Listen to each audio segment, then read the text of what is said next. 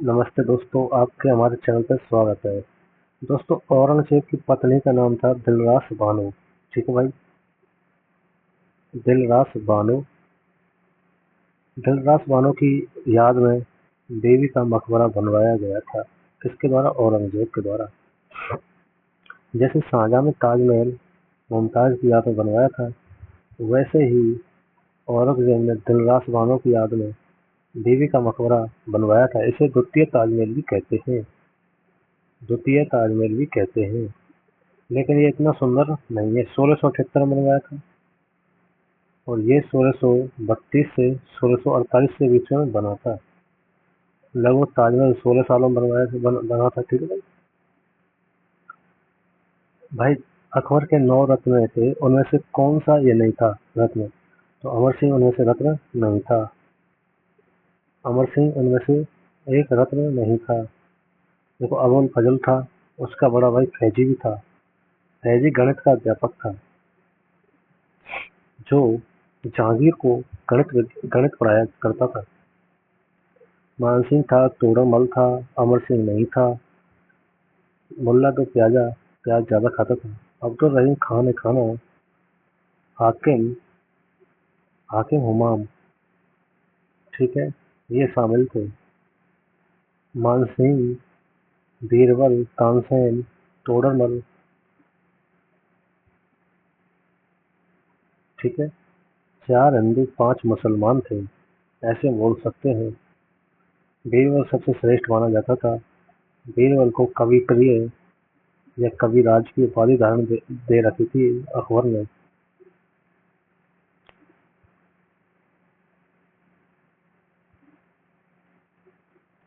देखिए भाई, जो बाबर था, वो 1494 में फरगना की गद्दी पर बैठा था। तब उसकी आयु 12 वर्ष थी, 1494 में।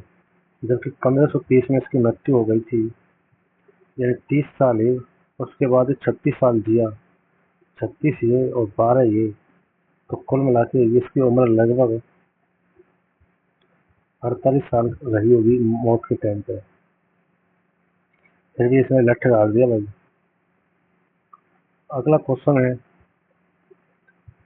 मुगल बादशाह बहादुर शाह जफर की मृत्यु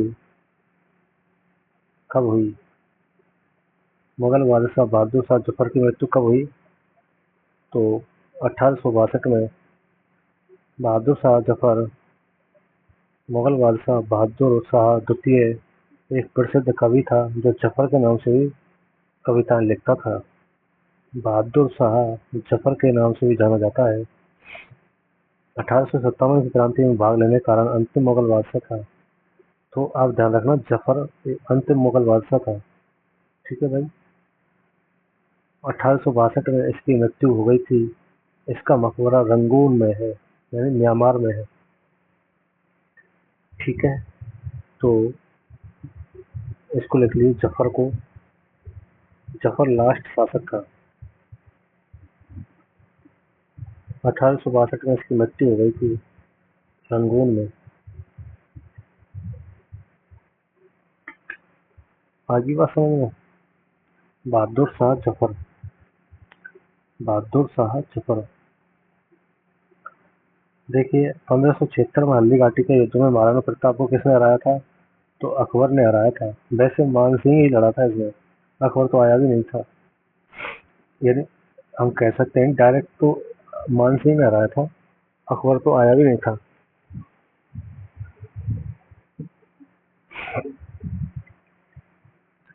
अगला क्वेश्चन देखते हैं। तो हल्दी घाटी का युद्ध जो हुआ था, हल्दी घाटी हल्दी घाटी का जो युद्ध हुआ था, 18 जून 1576 में लड़ा गया था। 1576 में लड़ा गया था। ठीक है भाई।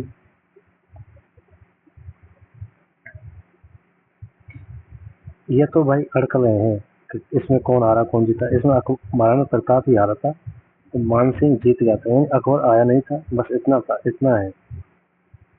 ठीक है, और तो वैसे अड़कल है भाई, जीता नहीं हारा नहीं, जो भाग गया वो हार गया। कुल मिला के बात यही है। अगला, मातृवंश के आधार पर मुगल किसके वंशज थे? अगर माता का यह वंश देखें तो तैमूर तो चंगेज खान, ठीक है। जो बाबर था भाई, बाबर के जो माँ बाप थे, बाबर के जो माँ बाप थे, माँ तो चंगेज खान थी, पिता जो था वो तैमूर के परिवार में से था, ठीक है।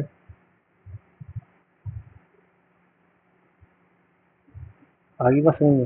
तो माँ तो चंगेज खान के तरफ से थी और पिता जो था वो तैमूर की तरफ से था। मुगल वंश का भारतीय इतिहास बड़ा महत्व है, जिसने लगभग 200 वर्षों तक भारत के दिल्ली, आगरा, मेनली उत्तर भारत पर तो मेन तरीके से, और दक्षिणी भारत में आंशिक तरीके से राज किया, ठीक है। 1526 में इसकी नींव डली थी, जो 1947 में बंटवारे के बाद हटी, ठीक है भाई, एक तरह से देखा जाए तो।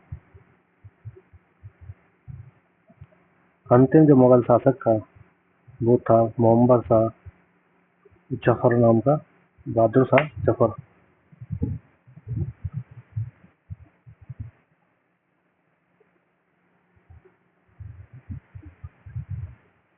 ठीक है भाई।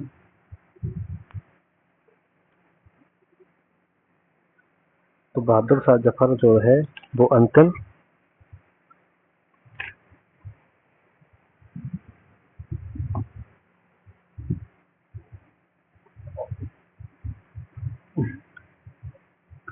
अगला क्वेश्चन देखते हैं। मुगल सम्राट शाह आलम द्वितीय ने किस वर्ष ईस्ट इंडिया कंपनी को बंगाल के दीवान के रूप में नियुक्त किया था? तो 1765 में। किसमें? 1765 में,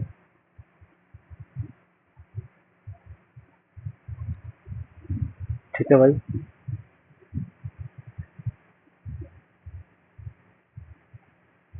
देखिए, बाबर की जो माँ थी वो चंगेज खान की तरफ से थी, जिसका नाम तैमूरजिन था, वास्तविक नाम चंगेज खान का। पिता तैमूर की तरफ से थे।